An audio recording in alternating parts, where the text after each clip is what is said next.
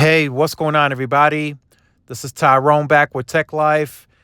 And here we have a great article from Fierce Wireless, which I will leave in the description down below so you guys could check it out. So this is going to be very, very important for T-Mobile.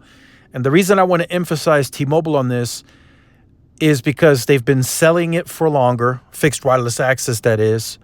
And they are going to have to use these tools that are listed in this article to help meet network capacity goals across the board. Now, Verizon is selling fixed wireless access as well, and it will be important for them, but it will be important for them later on because they're not as reliant on growth and volume of growth as T-Mobile. So it's very basic math, and T-Mobile recently set this too. In order for T-Mobile to hit the 8 to 9 million goal that they have by 2025 to have that many fixed wireless access customers, they're going to have to hit about 500,000 ads per quarter. That's huge volume of influx of growth on the network. Regardless of mobile traffic, regardless of anything else, they have to maintain the network to keep up with the network capacity, such as, massive MIMO 64 by 64 TR on the massive MIMO 6449 antennas that they've been deploying. So they haven't been cutting any corners there, and they've been deploying the massive MIMO panel in Nokia land as well. So they haven't been cutting corners on that, but it's going to require further, cell splits, sector splits, small cells, more macros. It's going to require that over time because not only is fixed wireless access a huge strain on the network, mobile network usage is increasing as well.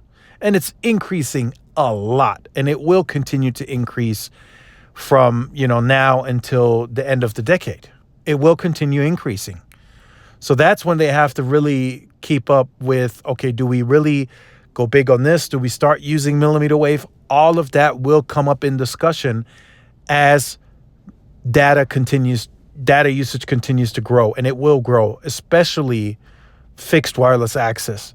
If they have to sit there and they have to sell 500,000 plus a quarter to hit their quota by 2025 or the guidance by 2025, that's massive usage. There's no mobile device that is going to equal well, in some cases, there's some heavy mobile users out there, but to constantly hit that same type of traffic that fixed wireless is going to carry is just, it's hard to, hard to mimic that.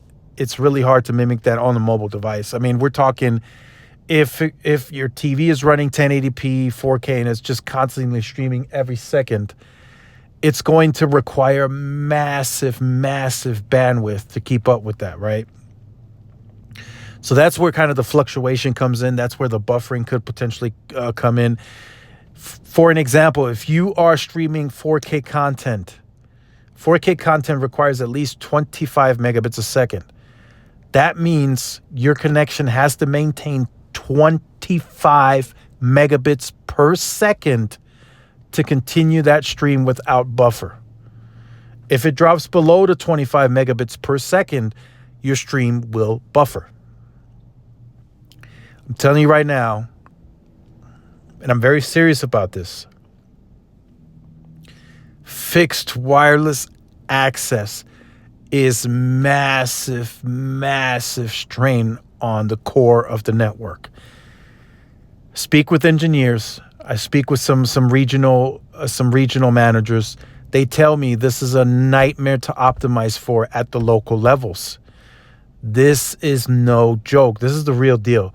You have to be really serious and engaged in pushing this to another level.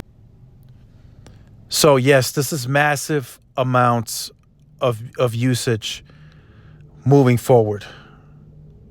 So just wanted to share that with you guys today, so that way you can think about it. And some of you might have fixed wireless access And this may change your view on it for a future outlook. Some of you may have literally gone to using fixed wireless access as your main provider, and the carrier has to be really serious about this on how they view it and how they further pursue these these tools to help manage the network capacity, because you have to manage it for both, right? You have to give whichever customer you sign up for fixed wireless access, you have to give them a good experience. If not, they're going to leave you. And then you still have to worry about your mobile user as well as you continue through the through the 5G progress and pushing out all that spectrum. You still have to keep your mobile users at the give them priority, because that's where your main money comes from. And Verizon will have to look into this as well in the future as using these tools, and they've already mentioned that. But I think Verizon was more serious from the beginning about building the proper density needed, about building the millimeter wave where it makes sense to get, putting it into the neighborhood may not look aesthetically pleasing, but it would still, it would help Verizon offload the fixed wireless access base in that specific neighborhood that don't have to rely on the macro capacity to meet the needs of the consumer in that area, right? Millimeter wave can handle tons of traffic, and I think that's really the spectrum meant for fixed wireless access.